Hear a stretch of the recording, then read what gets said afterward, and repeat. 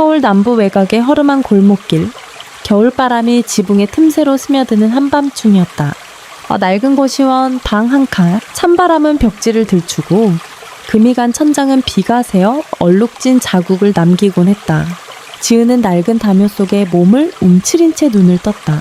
12살, 아직 어린 나이지만 벌써 가난이 무엇인지, 생존이 얼마나 고된 것인지 알고 있었다.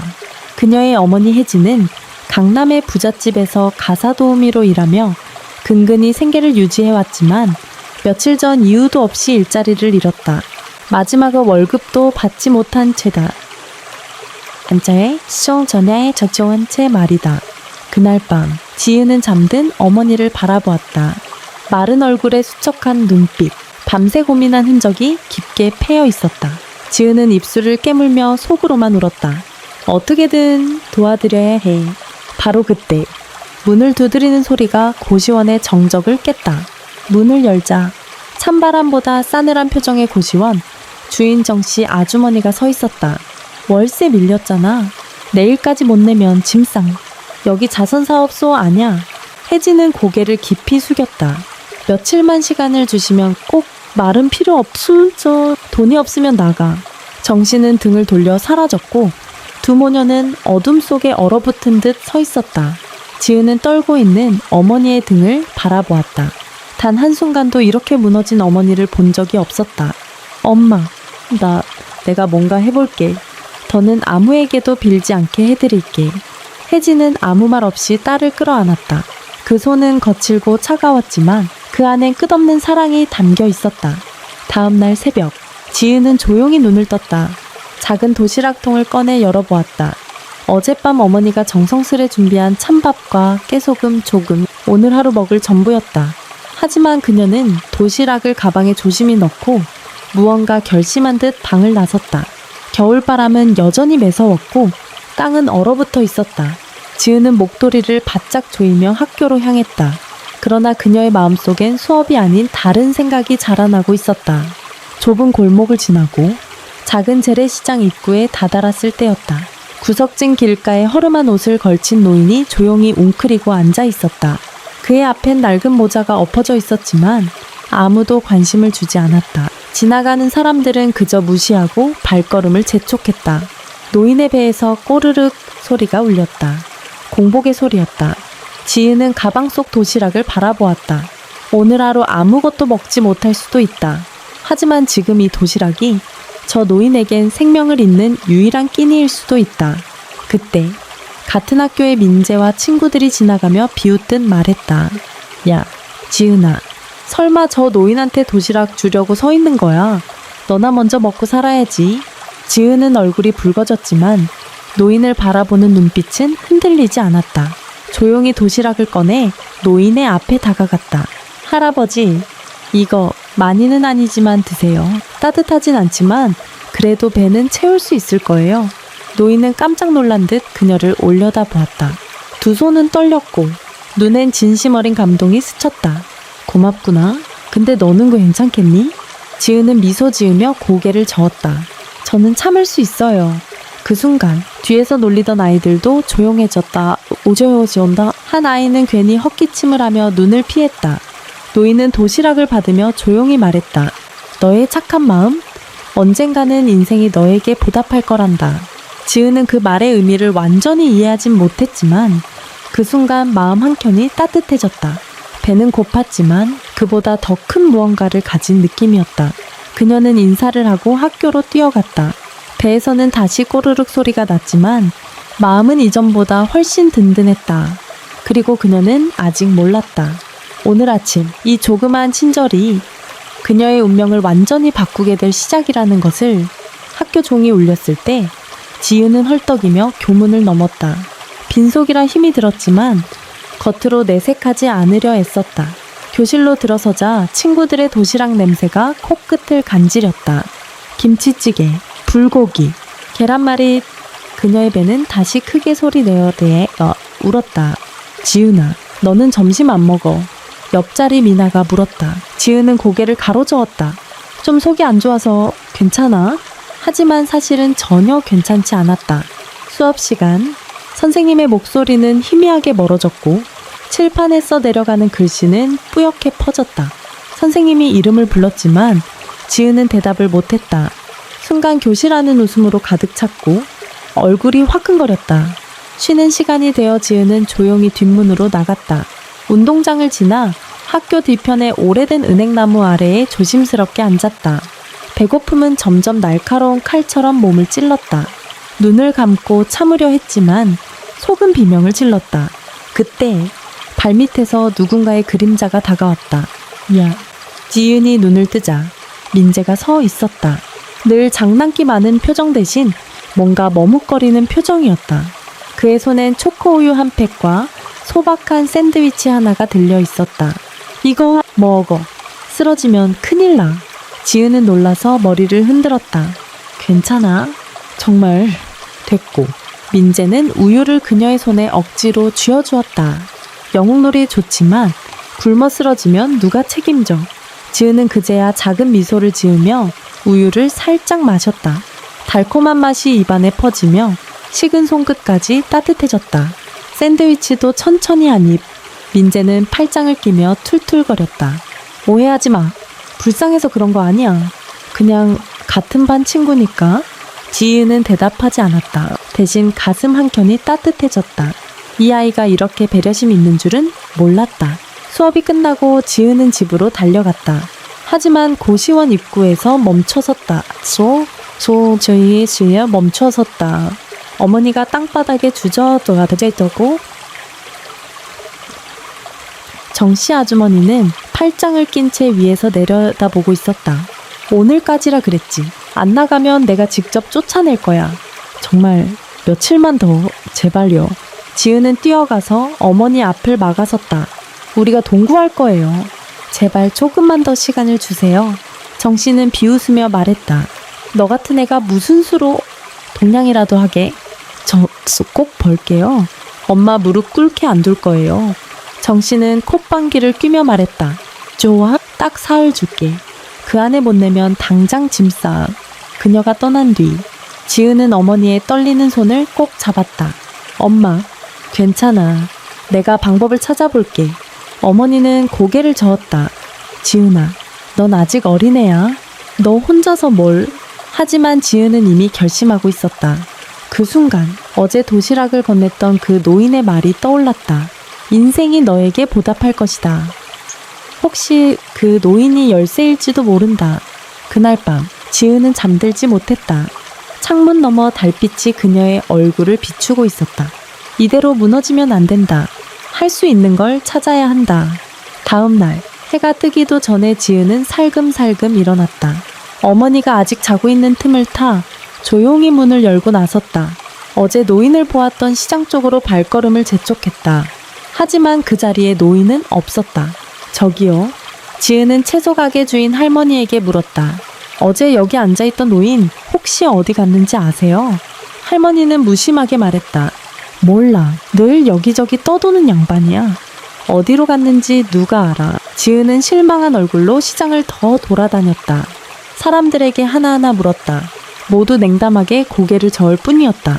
마침내 정육점 앞에서 어떤 아저씨가 말했다. 어제 도시락 먹고 나서 서쪽 들판 쪽으로 갔던데 지은의 눈이 반짝였다. 그녀는 고맙다고 인사하고 들판을 향해 뛰기 시작했다. 하지만 그녀는 알지 못했다. 멀지 않은 곳에서 검은색 고급 승용차 안에 누군가가 조용히 그녀를 지켜보고 있다는 것을. 서쪽 들판으로 이어진 길은 한적하고 스산했다. 겨울바람은 갈대밭을 휘감으며 소리를 내고 하늘엔 회색 구름이 가득했다. 지은은 숨을 헐떡이며 길을 달렸다. 발밑의 흙은 차가웠고 손끝은 얼어붙을 듯 아팠지만 멈출 수 없었다. 그녀는 꼭 그 노인을 다시 만나야만 했다. 잠시 후 길가에 버려진 듯한 폐가 한 채가 눈에 들어왔다. 벽은 갈라지고 지붕은 내려앉아 있었다. 그러나 희미한 느낌이 들었다. 누군가 거기 있다. 지은은 조심히 다가가 집 안으로 들어섰다. 먼지 냄새와 낡은 나무의 삭은 향이 공기 속에 퍼졌다. 구석에서 들리는 잔잔한 숨소리에 그녀는 소리 없이 그쪽으로 걸어갔다. 그곳에 어제의 노인이 있었다. 무릎을 꿇고 앉아 천천히 기도를 올리듯 눈을 감고 있었다. 할아버지, 노인은 천천히 눈을 떴다. 그 눈빛은 여전히 흐렸지만 지은을 알아보았다. 다시 만났구나. 아이야, 지은은 단숨에 말했다. 저 도와주세요. 지금 우리 엄마와 저는 정말 더 이상 갈 곳이 없어요. 노인은 그녀를 가만히 바라보다가 천천히 입을 열었다. 도움을 받으려면 무언가를 포기할 각오가 되어 있어야 한다. 너는 준비되어 있니? 지은은 주저없이 고개를 끄덕였다. 할 수 있어요. 엄마를 지킬 수만 있다면 그 뭐든지. 노인은 살짝 미소를 지으며 낡은 외투 안에서 무언가를 꺼냈다. 헝겊에 쌓인 작은 물건. 지은의 손에 그것을 조심스럽게 올려놓았다. 이 열쇠를 받아라. 하지만 이건 단순한 열쇠가 아니란다. 그 무엇을 여는지는 내 마음이 알게 될 거야. 지은은 헝겊을 풀어 열쇠를 살펴보았다. 평범해 보였지만 손잡이에는 기묘한 문양이 새겨져 있었다. 어디선가 본 듯한 낯설지만 익숙한 모양. 그 순간 그녀의 머릿속에 하나의 이미지가 번쩍 떠올라. 처음엔 좀 떠올랐는데요. 며칠 전 시장 구석에 있던 낡은 고가구 가게. 그 가게의 문에 새겨졌던 바로 그 문양. 지은은 눈을 크게 떴다. 혹시 이 열쇠는 그 가게를 여는 건가요? 노인은 대답하지 않았다. 대신 그녀의 어깨를 다정하게 두드렸다. 내 마음이 널 이끌 거야. 시간이 되면 알게 될 것이다. 지은은 고개를 숙여 인사했다. 그리고 두 손으로 열쇠를 꼭 쥐고 폐가를 나섰다. 바람은 더욱 매서워졌지만 그녀의 눈빛은 결연했다. 손안의 차가운 금속은 이상하게도 따뜻하게 느껴졌다. 그날 밤 집으로 돌아온 지은은 어머니에게 아무 말도 하지 않은 채 조용히 침대에 누웠다. 손안에 꼭 쥔 열쇠. 달빛이 창문 너머로 스며들며 열쇠 위 문양을 비췄다. 바로 그 문양. 고가구점 문 위의 마크. 내일 아침 어머니가 깨기 전에 그녀는 조용히 다짐했다. 다음 날 동이 트기도 전 지은은 살금살금 침대에서 일어났다. 일어났다. 어머니의 잠든 얼굴을 바라보며 살짝 손을 꼭 잡았다. 미안해요. 엄마, 조금만 기다려 주세요. 그녀는 조용히 문을 열고 나왔다. 시장으로 향하는 길. 어둠은 아직 걷히지 않았고 몇몇 상인들만이 분주하게 하루를 준비하고 있었다. 구석에 고가구점, 간판은 발에 있었고 창문은 먼지로 덮여 있었다. 하지만 문 위에 선명히 남은 문양. 지은은 손에 든 열쇠를 꺼내 조심스럽게 문에 꽂았다. 딸깍 낡은 문이 부드럽게 열렸다. 안쪽은 어두웠지만 먼지 냄새 너머로 뭔가 오래된 기운이 느껴졌다. 안에 뭐가 있는 거지? 그녀는 한 걸음 조심스럽게 안으로 들어섰다. 낡은 고가구점 안은 마치 시간이 멈춘 공간 같았다. 희미한 햇살이 창문의 틈으로 들어와 먼지를 비추고 있었다. 지은은 조심스레 안으로 발을 들였다. 삐걱거리는 마룻바닥, 어딘가에서 들려오는 시계의 미세한 째깍임. 가게 한쪽에는 고풍스러운 책장이 줄지어 있었고 그 위엔 낡은 책들과 오래된 항아리, 녹슨 금속 장식품들이 빽빽하게 놓여 있었다. 누가 이런 곳을 돌보지도 않고 두는 걸까? 그녀가 그렇게 중거리는 순간 가게 안쪽에서 발자국 소리가 들렸다. 지은은 놀라 움찔했다. 흰 수염을 기른 노인이 천천히 모습을 드러냈다. 그의 눈에는 낡은 안경이 얹혀 있었고 손에는 오래된 책 한 권이 들려 있었다. 너 누구냐? 지은은 두 손으로 열쇠를 꼭 쥐고 조심스럽게 말했다. 어제 어떤 할아버지가 제게 이 열쇠를 주셨어요. 문양이 이 가게 문과 같아서. 노인은 지은의 손에 들린 열쇠를 보자마자 순간 눈빛이 바뀌었다. 그는 천천히 다가와 열쇠를 받아들었다. 손끝이 미세하게 떨리고 있었다. 이건 맞아. 아주 오래전 사라진 줄 알았던 열쇠지. 그는 열쇠를 쳐다보며 무언가를 중얼였다. 지은은 불안한 마음으로 물었다. 이 열쇠? 대체 무엇을 여는 거예요? 노인은 대답 대신 가게 한쪽 벽면에 낡은 책장을 향해 걸어갔다. 그는 책장을 살짝 밀었다. 바닥이 삐걱이며 책장이 옆으로 미끄러졌다. 그 뒤에는 금속 문이 숨겨져 있었다. 문에는 지은이 본 것과 똑같은 문양이 또렷하게 새겨져 있었다. 이 안에 네가 알아야 할 진실이 있다. 지은은 숨을 죽이고 노인의 손짓을 따라 문 앞으로 다가섰다. 그리고 떨리는 손으로 열쇠를 넣고 돌렸다. 철컥. 문이 천천히 열렸다.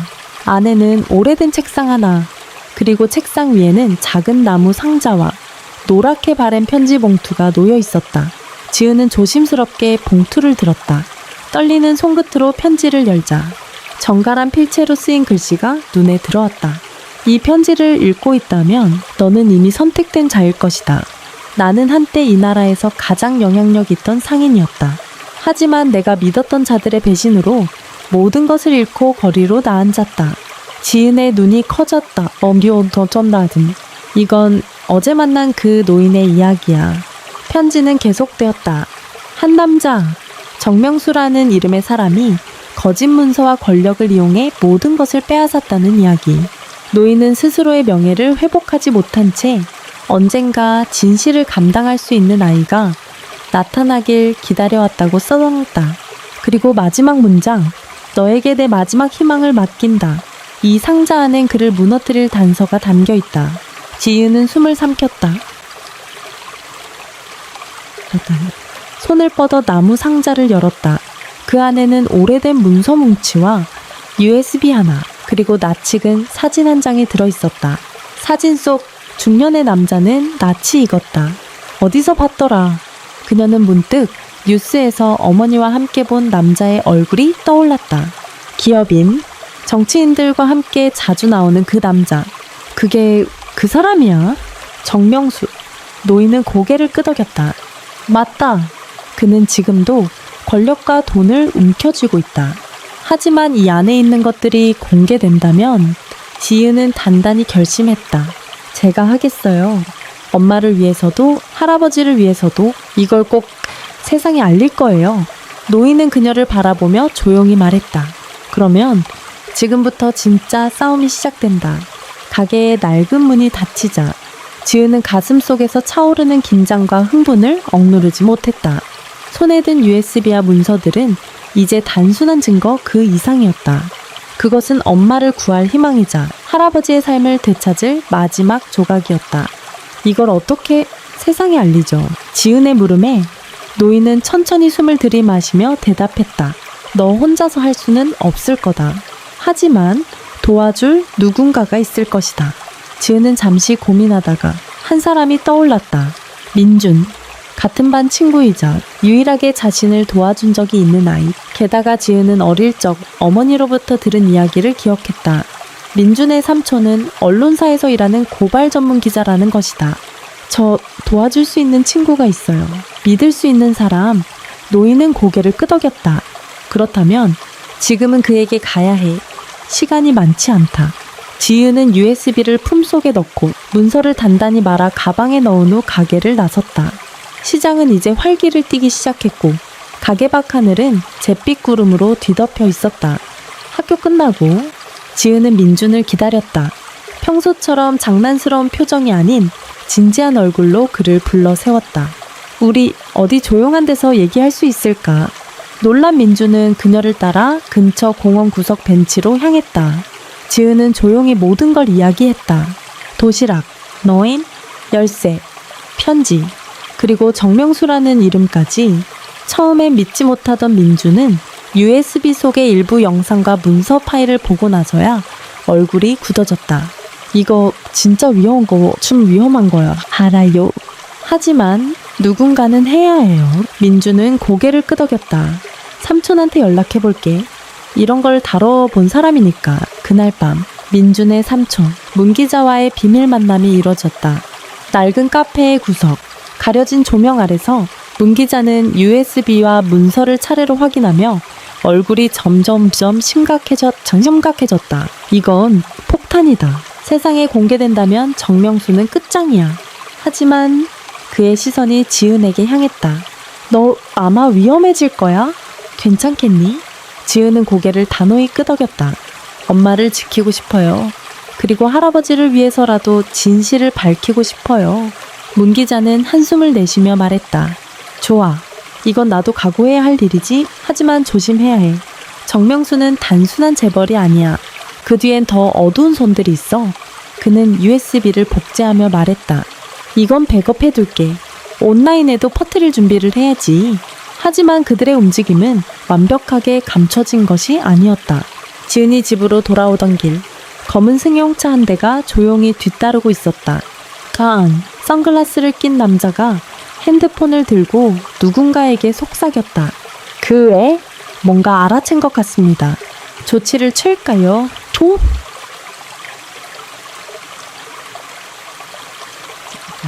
전화기 너머 낮고 차가운 목소리가 답했다. 아직은 아니다. 하지만 그 순간 지은은 이유도 모른 채 서늘한 등골을 느꼈다. 뒤를 돌아봤지만 거리에선 아무도 따라오지 않았다. 그러나 그녀의 본능은 속삭이고 있었다. 뭔가 시작됐다. 문 기자가 USB를 복제하고 온라인 배포 계획을 세우는 동안 지은은 가게 구석의 낡은 소파에 기대어 깜빡 잠이 들었다. 꿈속에서 어머니가 따뜻한 미소로 자신을 안아주며 말하고 있었다. 이제 괜찮아. 지은아, 정말 잘했어. 하지만 꿈은 오래가지 않았다.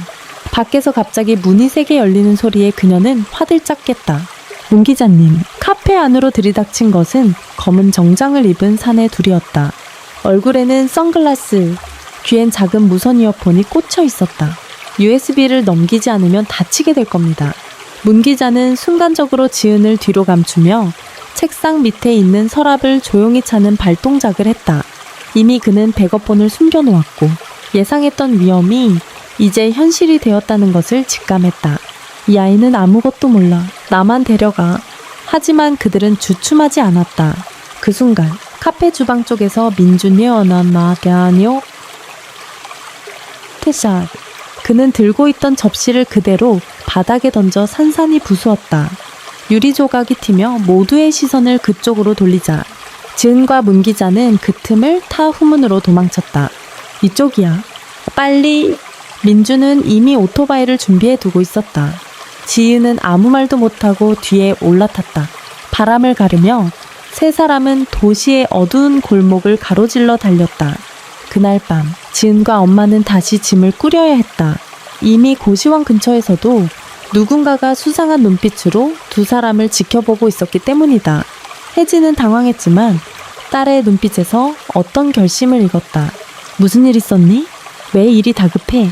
지은은 조용히 말했다. 엄마, 우리가 싸워야 할 상대는 생각보다 더 크고 더 무서워. 혜진은 딸의 손을 꼭 잡았다. 혼자 두지 않을게. 무슨 일이 있어도 너와 함께 할 거야. 그날 밤 문 기자의 도움으로 세 사람은 서울을 벗어나 작은 해안 마을의 낡은 민박집에 몸을 숨겼다. 바닷바람은 거칠었지만 도시는 잠시 멀어졌고 별빛 아래에서는 숨을 고를 수 있었다. 지은은 파도 소리를 들으며 속삭였다. 나는 도망치는 게 아니야. 준비하는 거야. 한편 정명수는 고급 펜트하우스의 어두운 서재에 앉아 있었다. 조용히 스크린에 떠오른 USB 복사본의 일부 내용을 훑어보며 얼굴이 굳었다. 그 노인이 아직 살아있었군. 그는 조용히 전화를 들었다. 더 이상 참지 마. 그 아이를 반드시 찾아. 절대 세상에 진실이 퍼지지 않게 해. 그의 눈빛은 차갑고 잔혹했다. 그리고 이제 본격적인 사냥이 시작되려 하고 있었다. 해안가 민박집의 새벽은 고요했다. 어머니는 아직 잠들어 있었고 문 기자는 작은 책상에 앉아 라면을 끓이며 USB 안에 남은 파일을 다시 살피고 있었다. 파도 소리는 창문을 넘어 조용히 방 안을 채웠다. 지은은 손에 낡은 노트를 들고 바닷가로 나섰다. 잔잔한 물결과 함께 붉게 떠오르는 해에는 어둠을 조금씩 밀어내고 있었다. 그녀는 노트에 조심스럽게 글을 적기 시작했다. 이건 내 이야기입니다. 그리고 어쩌면 우리 모두의 이야기일지도 몰라요. 그녀는 USB 안에 진실, 할아버지와의 만남, 정명수의 악행, 그리고 자신이 선택한 싸움을 정리된 문장으로 담아내고 있었다. 그것은 한 아이의 기록이 아니라 증언이자 선언이었다. 그날 오후 문 기자는 지은에게 조심스럽게 제안했다. 이 글, 네가 직접 읽는 게 어떨까? 얼굴을 가린 익명 영상이라도 괜찮아. 사람들은 목소리에서 진심을 듣거든.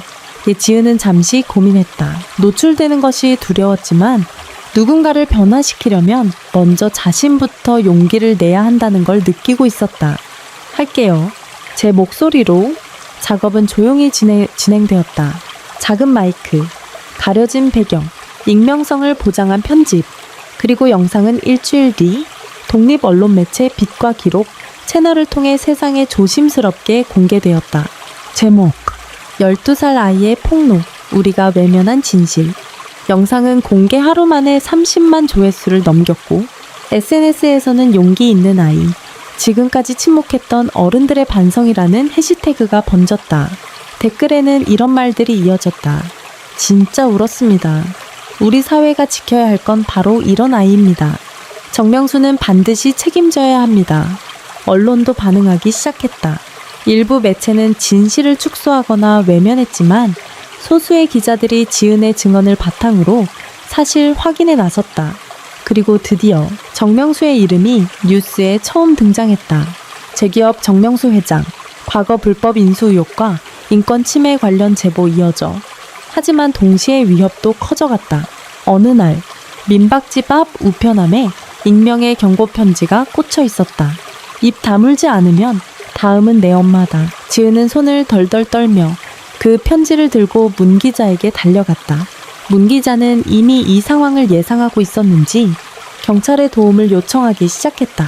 보호 요청서가 접수되었고 민준의 가족 또한 지은과 어머니를 숨겨주는데 힘을 보탰다. 위협은 무서웠지만 지은은 도망치지 않았다. 그녀는 하루하루 다이어리에 이렇게 썼다. 나는 약하지만 약한 채로 세상을 바꿀 수도 있어. 몇 주 뒤 검찰의 수사가 본격적으로 시작되었고 정명수의 측근 한 명이 내부 고발자로 나섰다. 그동안 침묵하던 언론들도 드디어 방향을 틀었다. 그리고 마침내 뉴스 속 자막, 정명수 회장, 배임 및 문서 조작 혐의로 긴급 체포. 지은은 민박집의 낡은 TV 앞에서 그 장면을 조용히 지켜봤다. 어머니는 눈물을 흘리며 딸을 끌어안았다. 정말 해냈구나. 우리 지은이. 그날 밤 그녀는 다시 바닷가에 나갔다. 손에는 작은 쪽지가 들려 있었다. 할아버지에게 보낼. 아직 전하지 못한 말 한 줄. 할아버지, 당신의 진심 제가 세상에 닿게 했어요. 감사합니다. 바람은 조용히 그녀의 손끝에서 쪽지를 날려보냈다. 그것은 희망의 파편처럼 바다를 향해 흩어졌다. 이 이야기는 단순한 아동 성장담이 아닙니다. 그것은 우리가 사는 세상 속에서 작지만 강한 목소리가 얼마나 큰 변화를 이끌 수 있는지를 보여주는 진실된 메시지입니다. 지은이라는 12살 소녀가 도시락 하나를 내어주는 작은 선택에서 시작해 부조리한 권력과 싸우며 진실을 세상에 밝히는 여정은 감동과 용기를 동시에 줍니다. 그녀의 용기는 우리 모두의 심장 깊은 곳을 건드리며 나도 뭔가 할 수 있다는 믿음을 안겨줍니다. 어른들이 외면한 어둠 속에서 한 아이가 희망이 되었다는 사실은 우리 사회가 다시금 돌아봐야 할 가치를 상기시켜줍니다. 이 이야기가 마음에 와닿았다면 여러분의 작은 클릭 하나가 큰 응원이 됩니다. 좋아요와 구독, 댓글로 여러분의 생각을 나눠주세요. 다음 편에서는 지은과 그녀의 엄마가 새롭게 마주하게 될 현실과 또 다른 선택들이 기다리고 있습니다. 여러분의 관심과 응원이 이 이야기의 다음 장을 함께 써내려갈 수 있도록 힘이 되어줄 거예요. 우리 함께 지은의 여정을 끝까지 지켜봐요.